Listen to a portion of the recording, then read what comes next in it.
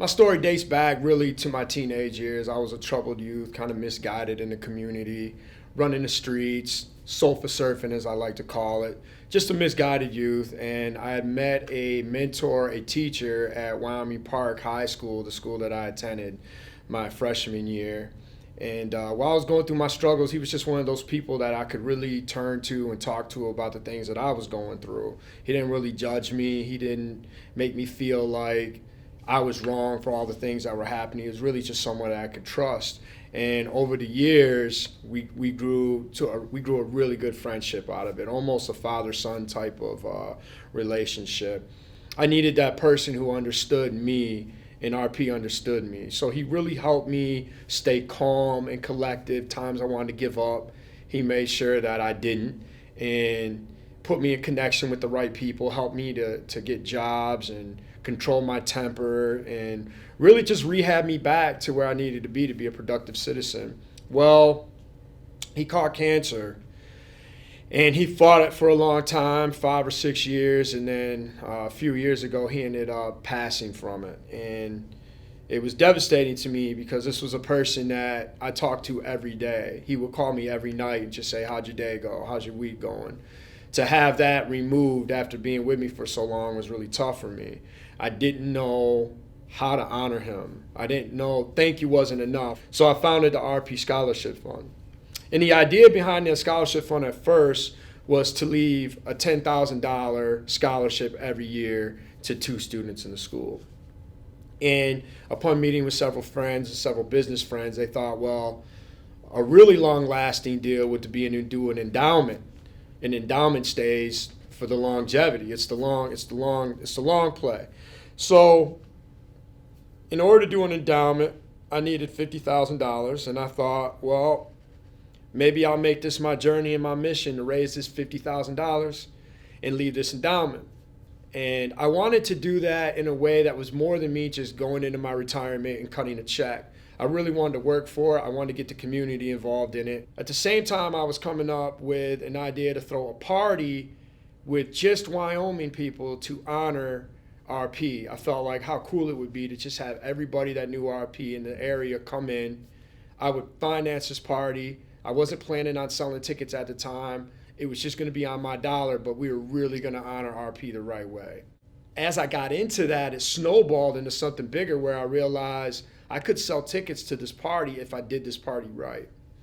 And I could earn some of that $50,000 by putting on a really good party. So my idea was I would give value in memories, going down memory lane with music. I loved music growing up. I felt like if I was going to do a party, I wanted it to be the type of party that I would want to attend, because at the end of the day, I wanted to enjoy the process. So I really went into my dreams of what a party looks like, what a party should feel like, what I always envisioned it to look like. And that's what I did with Backspin.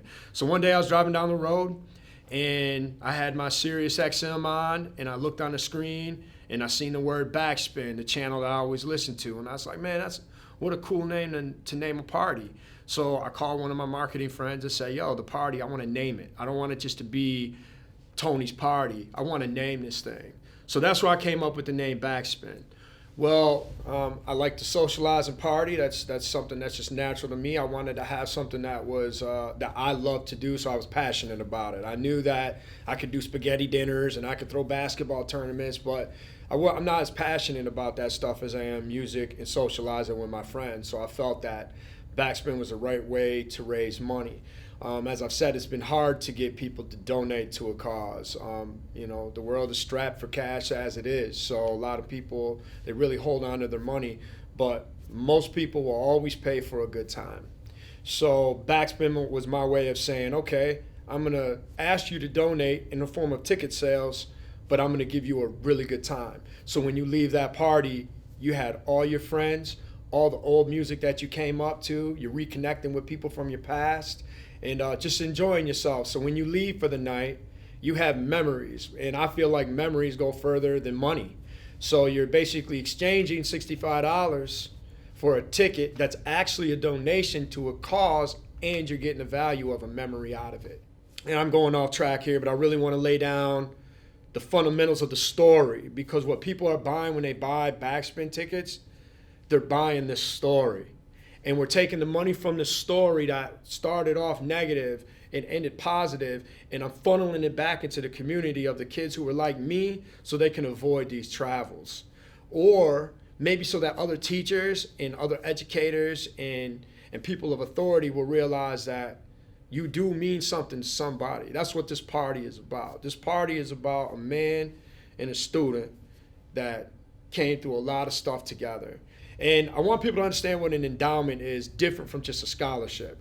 If I cut a one-time check for a scholarship, those students get that money, they go off to college, and it's just gone. I would have to always re-raise another amount of money to do the scholarship. What this does is it's forever. The money goes into the Grand Rapids Community Foundation, who will manage it. They will invest the money, and the money that's made off the investments will go back to Muskegon Big Reds and the Wyoming Wolves in forms of scholarship every single year. There's some longevity there. That means if I pass away, the money's still there. If my kids and my grandkids pass away, the money is still there. It kind of legalizes RP's name and my family name to take our negative story and leave a huge positive impact for centuries to come. And that's really the play that I'm making. It's how to leave a legendary type impact and influence on a community that me and him both care for. So come out to Backspin 3, the trilogy featuring DJ Quick, April 27th at the JW Marriott. The doors open at 7:30 to midnight. Tickets are $65 for general admission. VIP tickets are $125. You can get those at Ticketmaster.com or Universe.com. Hope to see you there.